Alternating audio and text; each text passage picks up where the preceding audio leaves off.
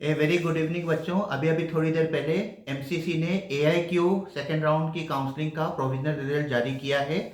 हम लोग जैसे कि उम्मीद कर रहे थे कि ये काउंसलिंग थोड़ी सी आगे की तरफ बढ़ेगी, लेकिन कुछ ज़्यादा इसमें बढ़ोतरी देखने को नहीं मिली है, क्योंकि बेसिकली मैंने ये भी देखा अभी जो अलॉटमेंट आया है उसमें मैक्सिमम बच्चे ऐसे हैं जिन्होंने ऑल इंडिया कोटा में वापस से चॉइसेस को भर दिया, ऑल्दो उनको अपने स्टेट की काउंसलिंग से अपना मनचाहा कॉलेज मिल चुका है।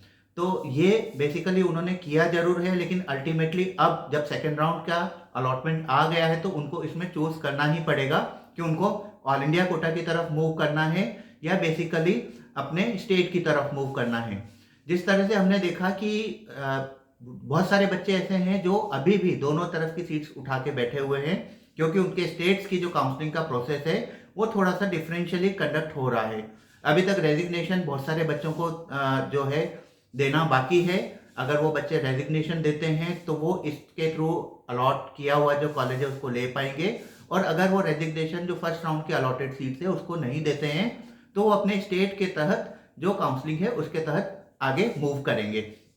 अभी की बात हम ये करें कि दिल्ली एम्स में 53 रैंक पे जो यूआर थी पिछली बार की तरह, EWS 254, OBC 256, SC 859, ST 4820, और अलाइड एम्स जो दूसरे एम्स हैं उसमें हम बात करें तो 7308 पे यूआर रैंक गया है, 8967 पे EWS, 8478 पे OBC, 55601 पे SC और 77023 पे ST के कैंडिडेट्स को अभी प्रोविजनल राउंड के सेकेंड राउंड का जो अलॉटमेंट है उसमें अलॉटमेंट मिला है। अगर हम ऑल इंडिया कोटा की बात करें तो ऑल इंडिया कोटा 17,624 पे, EWS 18,572 पे, OBC 17878 पे, SC 93407 पे और ST 107511 पे। इस तरह से AIQ का जो BDS है वो 30,500 रैंक पे अनरिजर्व कैटेगरी में, 35,054 EWS में, 33,099 OBC में, SC में 1,33,133 और ST में 1,51,231 रैंक पे गया है।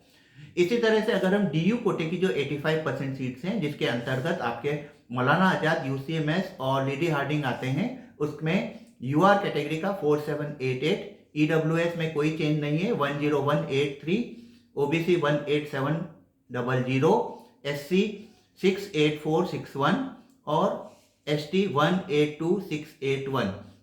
इसी तरह से अगर BDS जो मौलाना आजाद का डेंटल कॉलेज है उसकी हम बात करते हैं, वो UR में 20613 पे, EWS में 21684 पे, OBC में 24860 पे, SC 88195 और ST 214525 पे गया है। इसी तरह से IPU की बात हम अगर करें तो IPU का जो 85% कोटा है जिसके तहत आपका वर्धमान महावीर मेडिकल कॉलेज और RML Atal Bihari Vajpayee medical college आते हैं, उसके तहत अनरिजर्व कैटेगरी में 3097, EWS में 5404, OBC में 10827, SC में 45096 और ST में 178874 है।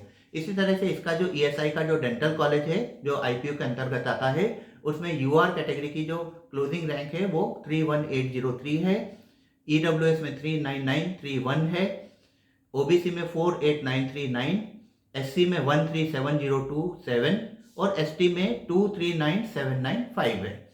इसी तरह से हम बात करें BHU जो एक सेंट्रल यूनिवर्सिटी है, BHU के अंतर्गत भी जो IMS BHU है उसकी जो क्लोजिंग रैंक जनरल में 974, EWS में 1516, OBC में 1490, SC में 13546 और ST में 37005 रैंक है। इसी तरह से BHU का जो BDS है उसकी जो क्लोजिंग रैंक है 23114 जनरल कैटेगरी के लिए, 25121 EWS के लिए, 26550 OBC के लिए, 131749 SC के लिए और 136854 आपका ST कैंडिडेट्स के लिए। इसी तरह से जिपमर के अंदर भी ज़्यादा कुछ फर्क देखने को नहीं मिला है बेसिकली, क्योंकि ये ऐसे प्रेस्टिजियस इंस्टीट्यूट्स हैं जिसमें ज़्यादा बच्चे छोड़ते नहीं हैं।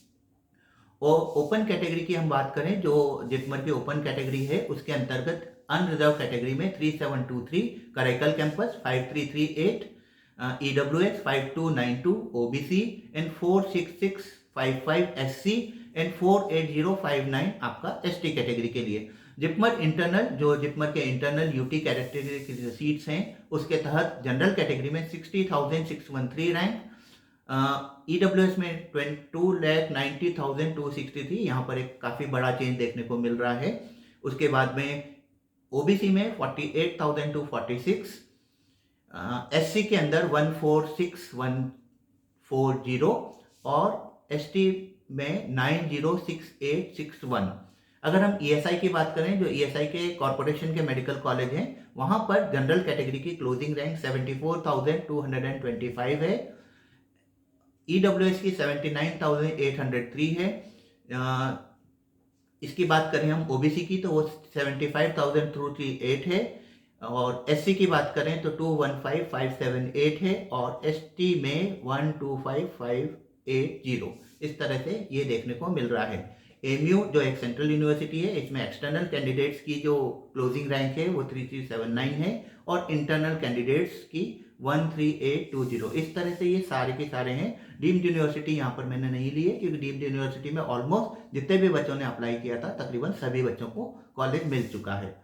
तो बेसिकली अब ये देखने का है कि ये काउंसलिंग के बाद में कल जब फाइनल रिजल्ट आएगा तो ऑलमोस्ट यही सेम रहने वाला है, और इसके तहत बच्चों को जाकर के ज्वाइन करना होगा। अगर बच्चे चाहें तो उसको ज्वाइन करें, बच्चे चाहें तो उसको छोड़ भी सकते हैं। बच्चे जो हैं बेसिकली वो बच्चे छोड़ेंगे इसमें जिनको ऑलरेडी स्टेट से अपना डिजायर्ड कॉलेज मिल चुका है, और वो अब स्टेट कोटे की तरफ मूव करेंगे। तो फाइनली वो जो भी सीट्स छोड़ेंगे वो अल्टीमेटली मॉप अप राउंड में आएंगी। मॉप अप राउंड आपका जैसे ही ये आपका स्टेट का जो है काउंसलिंग प्रोसेस खत्म होता है, mop up round all India अपना शुरू करेगा, जो भी ऑनलाइन होगा। तो उस समय पे मैं आपको वापस एक बार फिर से चॉइसेस भरने के बारे में बताऊंगा। आप उस समय तक इंतजार करिए। अभी एक डिसीजन लीजिए कि आपको स्टेट की तरफ मूवमेंट करना है या ऑल इंडिया की तरफ मूवमेंट करना है। बिना मतलब के सीट्स को बेकार मत करिए। आपके जैसे काफ़ी सारे बच्चे ऐसे हैं जो अभी भी अपनी बारी का इंतजार कर रहे हैं। हम ये मान के चल रहे हैं अगर ये सब की सब स्मूथ लाइन प्रोसेस चलता है तो आराम से 20 से 21 हज़ार तक आपकी यूआर कैटेगरी के अंदर क्लोजिंग रैंक जा सकती है। तो बेसिकली आप उन बच्चों के बारे में सोचिए, उन आपने अभी भी ऐसा ही किया है कि किसी भी बच्चे को ऑलरेडी अच्छा कॉलेज मिला हुआ है, उसके बावजूद उसने वापस से इसमें दोबारा से भर दिया है, और उसको अल्टीमेटली ऑनलाइन प्रोसेस के कारण सीट भी अलॉट हो गई है। तो बेसिकली उन बच्चों का थोड़ा सा ध्यान रखिए जो बच्चे आपके समकक्ष, आपके बराबर मार्क्स लेकर के आए हैं, थोड़ी बहुत रैंक उनकी ऊपर नीचे है 1 या 2 मार्क्स के कारण। उन बच्चों के बारे में सोचिए, उन बच्चों का ध्यान रखिए, उन बच्चों को भी आपके जैसा कॉलेज मिलना चाहिए। ठीक है, तो बने रहिए इस चैनल पे। Thank you, good night, all the best, you are best.